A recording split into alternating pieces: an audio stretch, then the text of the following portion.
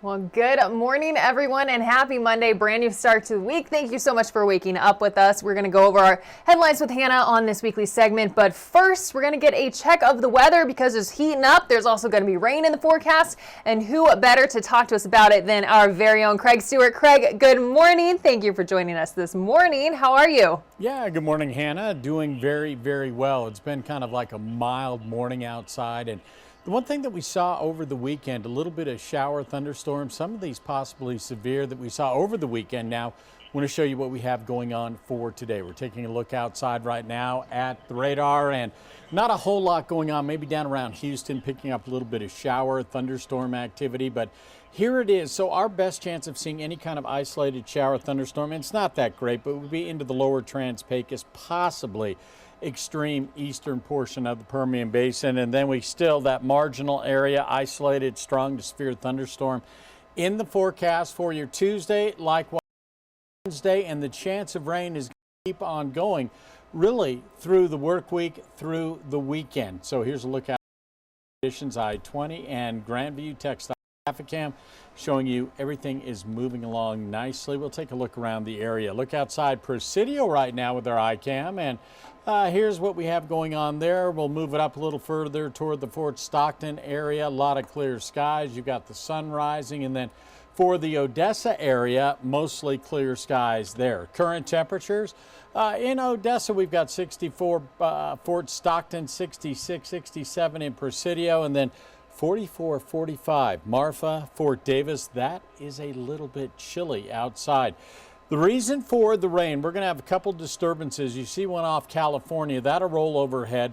That will keep the chance of rain in the forecast. And then as we get toward the end of the work week, there's a really good chance we're going to be seeing more showers, isolated thunderstorms in the forecast. So as we get toward the afternoon hour, not much in the way of the rain. If we get it, the lower Trans-Pecos. Now, the chance will start to increase as we get toward Tuesday into the afternoon, as we get a setup of the dry line.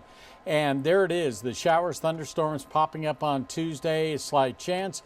They'll move off toward the east, and then on Wednesday, a better chance right along that dry line, and severe thunderstorms possible. That will move east as well. So the one thing is, we are talking about rain in the forecast today. Mostly sunny. It's going to be hot, highs ranging anywhere from the lower to the mid to the upper 90s, southwest winds 10 to 15. And as we go throughout the extended forecast, 96 today, 93 on Tuesday, Wednesday 89, Thursday 91, but look at Friday 88, but that chance of rain Friday night, Saturday, Sunday, Monday, and even seeing and 70% chance of rain. And then we're starting to see daytime highs on Saturday, Sunday, Monday, Tuesday in the 70s. And yeah, we are in May, and we should be looking at mid 90s, some near 100 degrees. It is, yeah, we're definitely, but it is so nice to see a rain and a good chance of rain in our forecast as well. Yeah, it really is. I mean, we are well below where we should be in terms of rainfall, and the drought monitor, that's bad as is. So we get this rain, and if we keep seeing it throughout, a little bit over the weekend and everything, we can at least lower the drought and put some moisture in the ground. That's progress, and that's what we like to hear. Yes. So thank you so much, Craig, for joining us. We appreciate it. You're welcome. All righty, well, now let's get into our headlines of the day, where we are going to start with state news, actually. So a Dallas suburb is reeling from Saturday's tragic mass shooting at an outlet mall that killed 8 people and injured 7 others. The suspect was also shot and killed after a confrontation with police, and now investigators are searching for a motive, including possible ties to an extremist group. KTVT's Nicole Nielsen has more from Allen, Texas. Community members at this Allen, Texas church. Another horrific mass shooting. We have to move forward.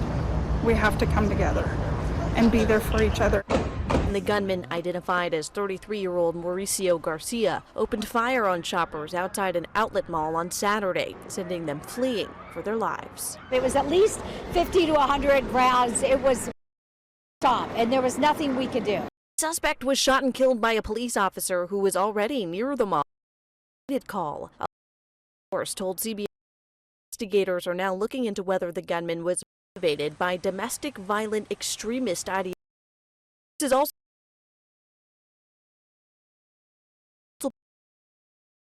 patch on his clothes, a Nazi group. Going outside, and so are demands for action. I don't know if you can step outside that grief to petitions. He's focused on helping the community heal and addressing mental health issues. Nicole Nielsen, CBS News, Allen, Texas.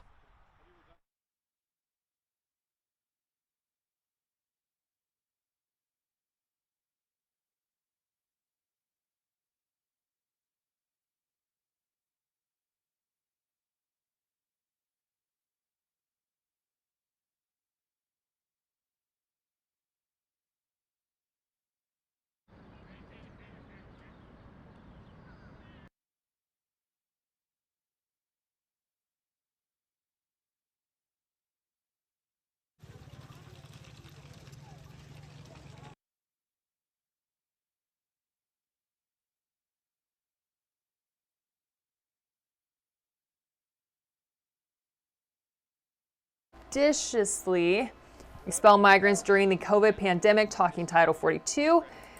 Now, the Department of Homeland Security has repeatedly stressed the southern border is sealed and is giving fair warning to those trying to come across. Now, House Republicans are set to vote Thursday on a border security package to succeed in Title 42.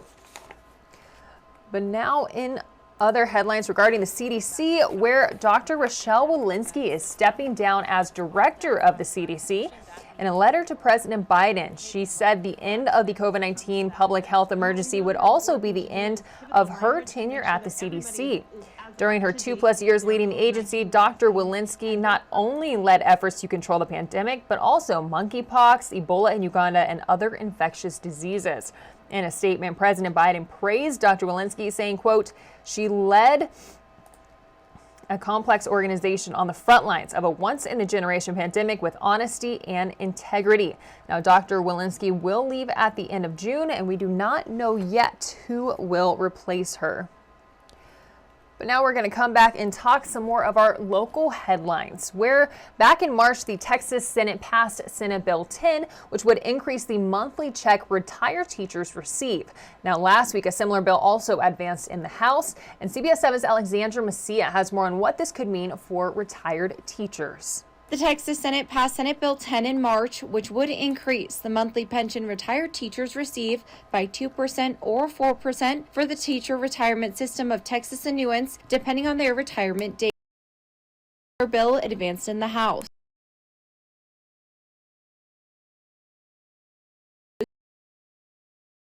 Has now passed the House with 150 signing on, has now gone to committee. I think it'll be a big help, especially to the retired teachers and staff, not only teachers, but everybody that's a school employee.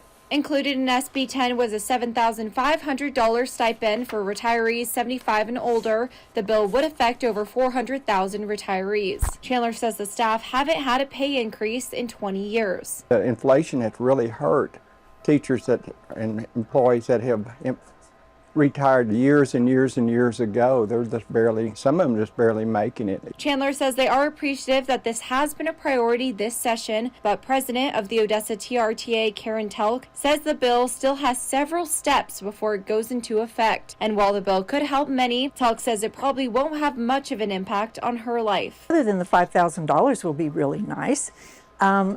It won't make that much difference in my monthly income. And then they'll probably turn around and deduct that from the little tiny bit of Social Security that I receive. So mine will probably end up being a wash.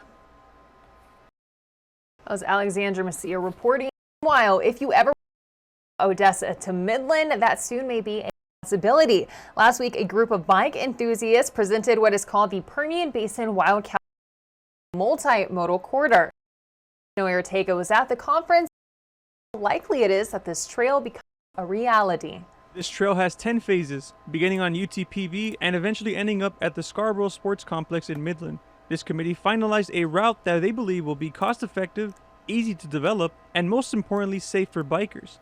Even though this trail will also be for people that want to walk or run, the main goal is to make it safe for bikers in the Permian Basin. We have bike trails throughout the city of Odessa, but we share the road with motorized vehicles, and it becomes a very dangerous situation. So this is the Permian Basin to have a corridor that is strictly pedestrian, bike, hike, trail running. The cities of Odessa and Midland, as well as UTPB, will send this trail proposal to the state for funding. If approved, they can expect the funding by October, but the project is expected to take at least 6 to 7 years to complete. And that was Noe Ortega reporting. That is going to wrap up our Headlines with Hannah for today, this Monday. Hope you guys have a wonderful start to the week. It's going to be hot out there, but then rain is coming. Hopefully we need any rain we can get, as Craig Stewart said. So I hope you guys have a wonderful rest of the week. Be sure to tune in to the digital news desk later. People on the desk, as well as our news shows. Other than that, happy Monday. Thank you so much for joining us.